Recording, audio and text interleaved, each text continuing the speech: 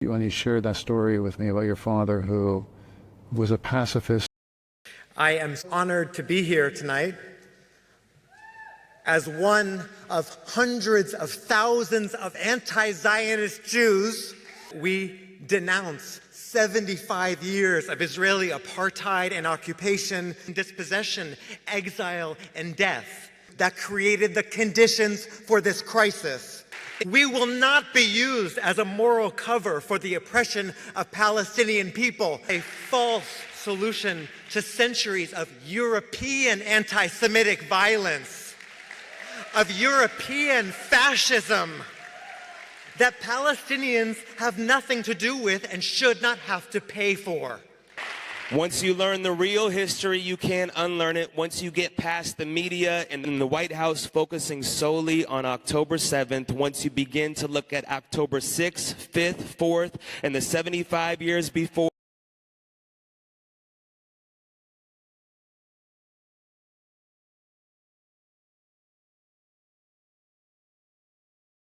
Roger, thank you so much again for sitting with me to talk. I'm wondering how the last year has transformed you.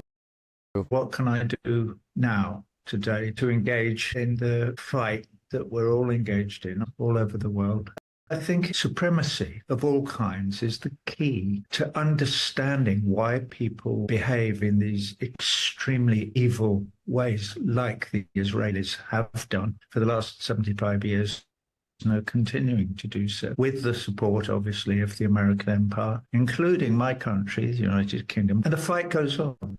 When we first spoke in November, did you imagine it would get to this point that we're at right now?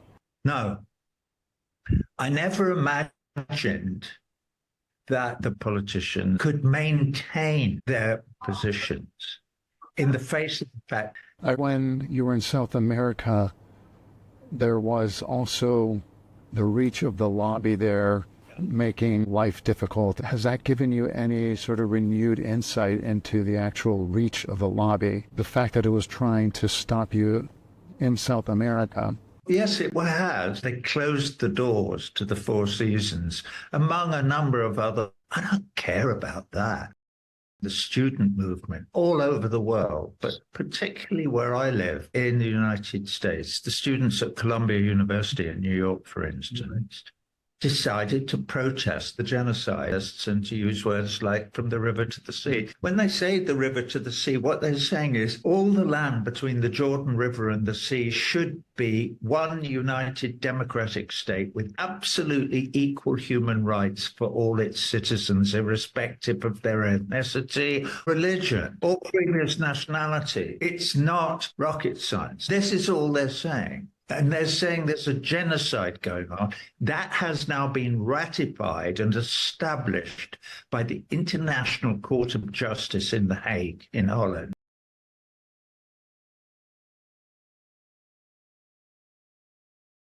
They sent the Gestapo in to beat them up. Incredible how much of that system has been imposed by the Israeli lobby, by AIPAC and the ADL.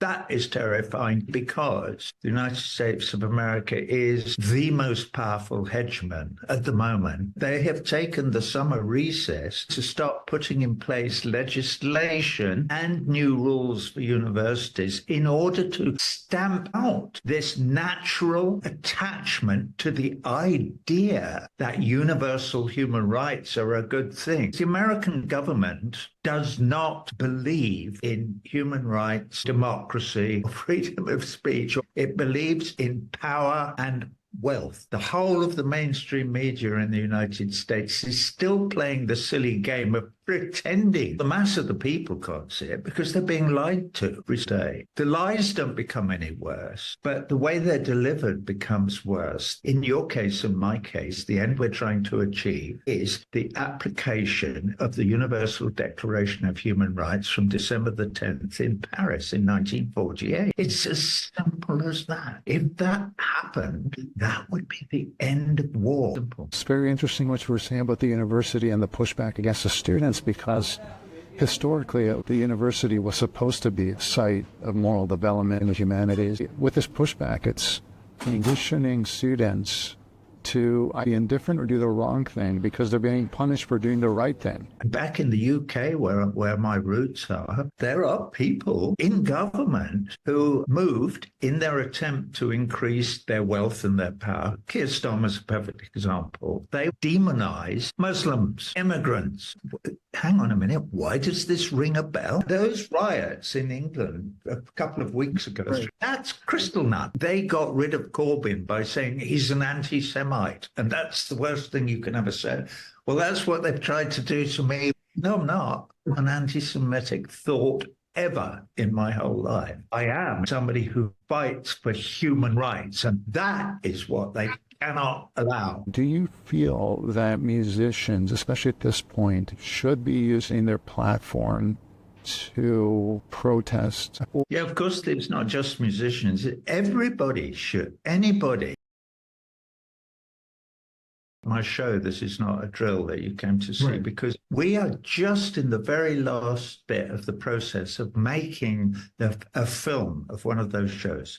So it was right in the middle of the lobby trying to prevent me performing that show. I had members of Parliament standing up in Parliament saying that I should not be allowed to perform. We've just about finished this thing. There's a message in the intermission. The last song in the first half is called Sheep, and it's about us, and it's about whether or not we resist capitalism, fascism, and war. And I've added the word in. This was not in the live show, but it's in there now because we put it in.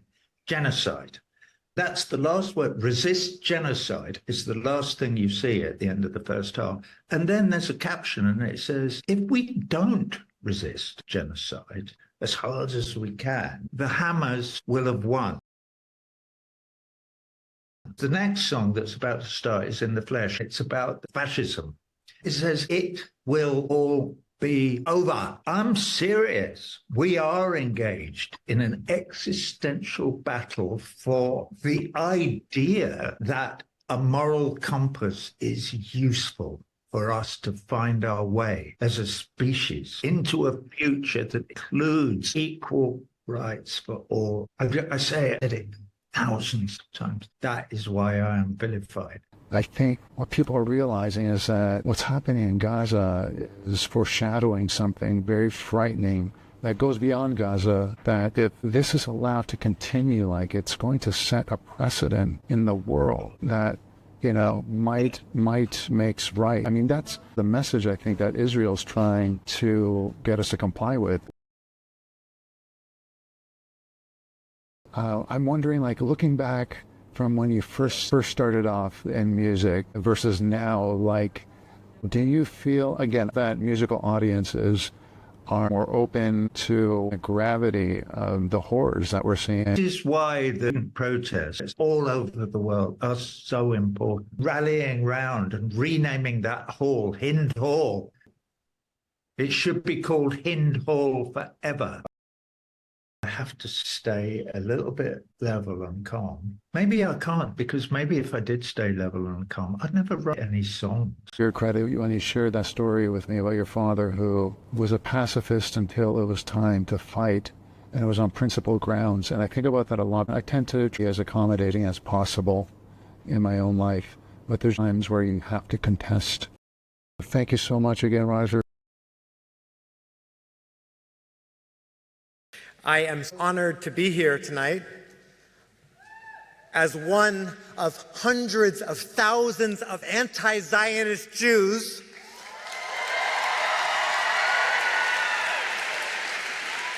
who proudly join the millions of people around the world rising up in solidarity with all Palestinians struggling for freedom.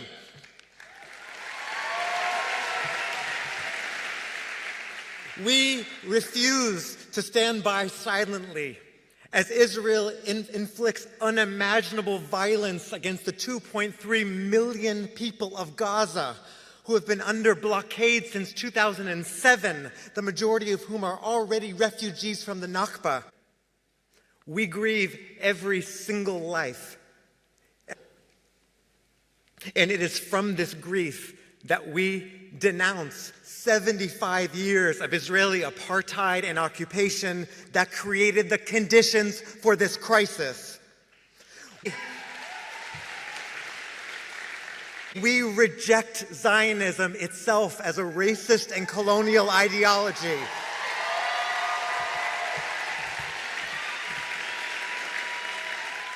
We know that our safety, our dignity, and our very souls as Jewish people are to be found in solidarity, not in apartheid. In multiracial coalitions against white supremacy, not in coalitions with white supremacists. We will not be used as a moral cover for the oppression of Palestinian people, not in our names.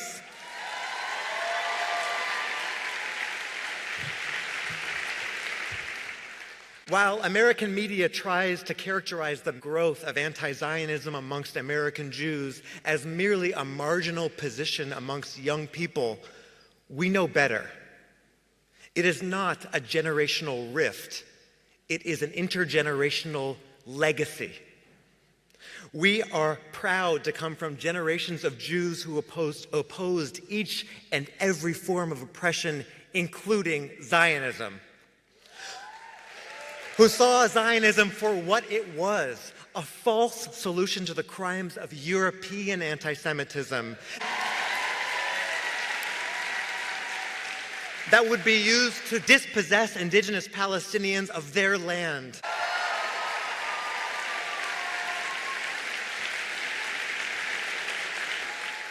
Our movement elders have taught us that it is either all of us or none of us.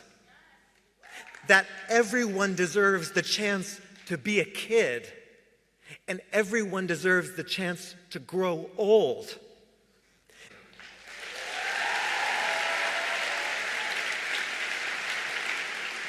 It has been used as the premise for over 75 years of Palestinian dispossession, exile, and death. It tries desperately to conflate Judaism with Zionism, when Judaism is our thousands-year-old rich tradition and Israel is a 75-year-old settler colonial apartheid state.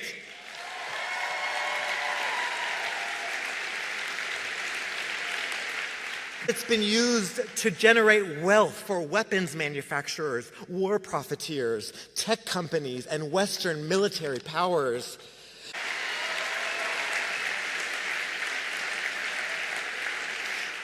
It has been used to stoke Islamophobia, to criminalize dissent, to break apart social justice movements with false and cynical accusations of anti-Semitism.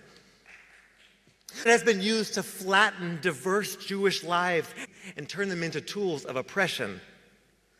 Positioning Palestinian people and Jewish people of Arab descent on the opposite sides of a colonial regime, instead of as neighbors who have lived together for generations.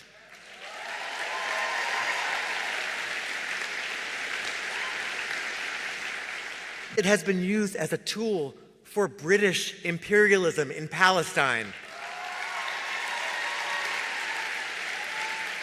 and as a false solution to centuries of European anti-Semitic violence, of European fascism that Palestinians have nothing to do with and should not have to pay for.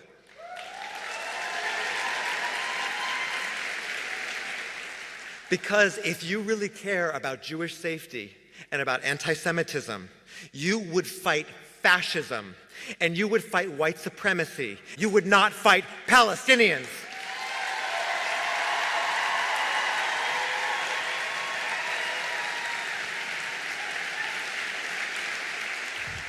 We use the word genocide on purpose.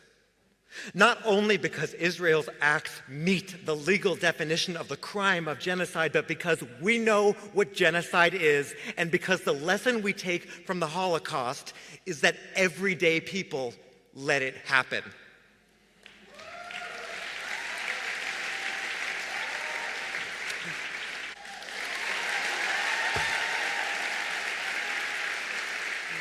History will judge us by what we do and what we do not do now. The U.S. is arming and funding the genocide of the Palestinian people.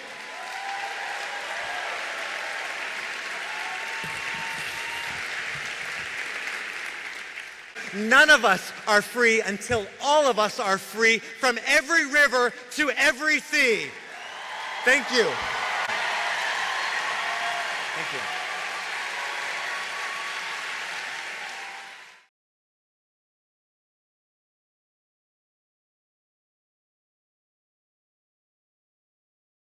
I was on the road at the time, touring in the States when October 7th happened.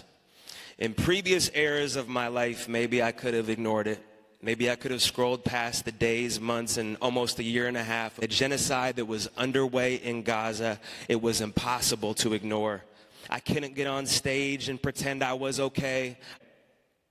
I started learning about the history of the occupation, the political ideology of Zionism, Israeli settlers of the West Bank. I started learning about how colonization, capitalism, and white supremacy need each other to exist, and how they were at the root of the neck. But 76 years ago, that never ended for the people of Palestine.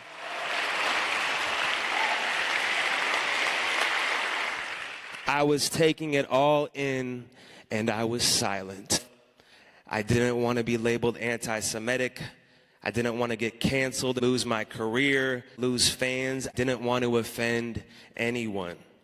I was experiencing what happens when the internal pain from being silent outweighs the risk of speaking up in moments of injustice. And once you see it, you can't unsee it.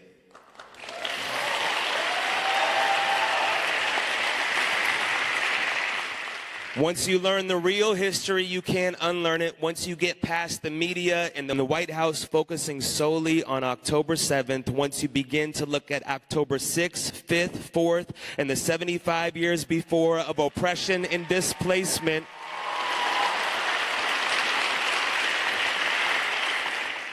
once you look under the hood and realize our government officials are bought and paid for by the Israel lobby, you can't look at our so-called democracy the same way. Once you understand that our tax dollars are funding a genocide that we are watching in real time in the palm of our hands, I believe it is our moral obligation to adamantly protest the atrocities we are witnessing and funding, or we are complicit.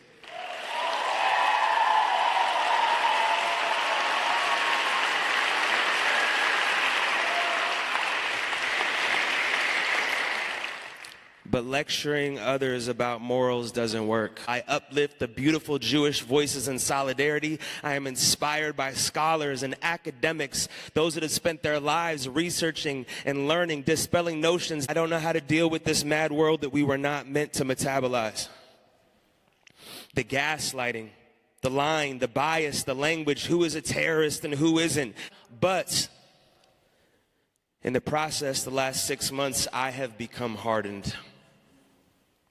And I keep coming back to the question, how do we get people to care? And it stumped me for the last 18 months. And in this last week, I've realized I've been asking the wrong question. The question isn't how we get others to care. It's how can we be of the utmost service to humanity? Because change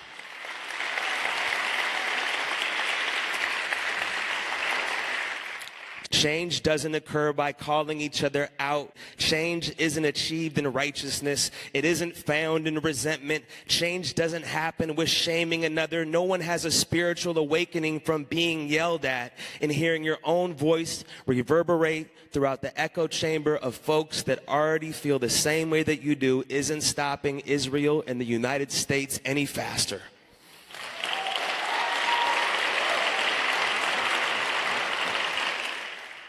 If I am righteous with my heart closed, pointing the finger and yelling at people who feel differently than me, I am drinking the same poison I am protesting against. So in this moment of dire urgency, with the next phase of genocide and ethnic cleansing underway, with a new era of martyred innocent Palestinians, or unanswered pleas in the face of a fascist government, how can we meet people where they are at?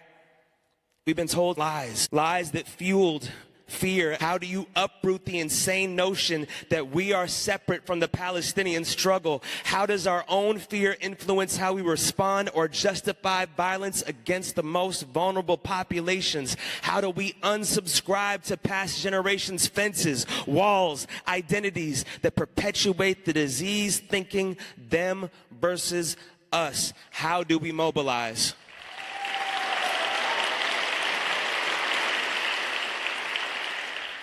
Our history teaches us that the oppressed are never handed their freedom by the oppressor when asking politely.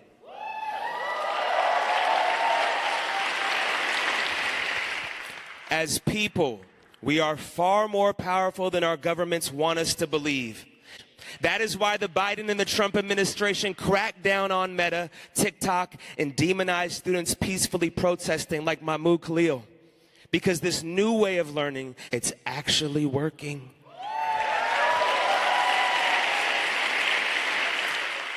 The old guard of relying on Western media for accurate reporting is in shambles. They want to control the narrative, and that is why Trump's administration is so threatened by teaching the real story of America.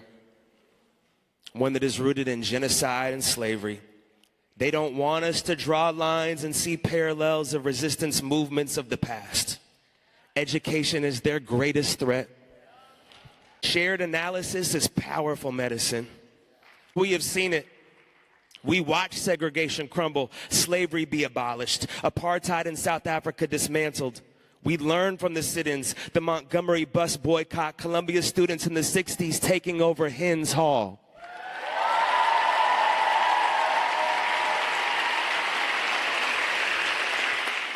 We have been shown by previous generations what it looks like to resist oppression in the seemingly insurmountable systems of supremacy that fall apart. Protesting against genocide, illegal occupation, and ethnic cleansing isn't complicated. Advocating for safety and equality for all human beings isn't against anyone, it's for everyone.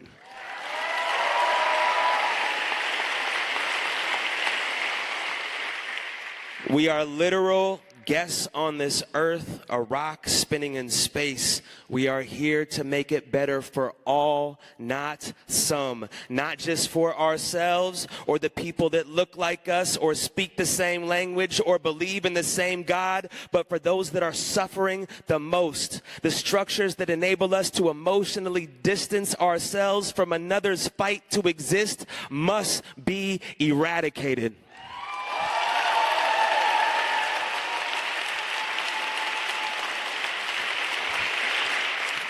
What comfort are we willing to give up for justice? What if we saw the children of Gaza as our own? What if we heard our own 6-year-old in the voice of Hen Rajab begging to a 911 operator for someone to come save her? What if we saw ourselves in the men and the boys with black bags over their heads, stripped of their clothing, numbered, zip-tied, heading to the most inhumane torture one could imagine? What if we felt their hunger? What if we imagined their thirst? What if we thought about the U.S. bombs pummeling throughout the night, what that would feel like? What if we visualized every university, mosque, community, home, neighborhood, memories buried under the same rubble that was suffocating our relatives and our loved ones?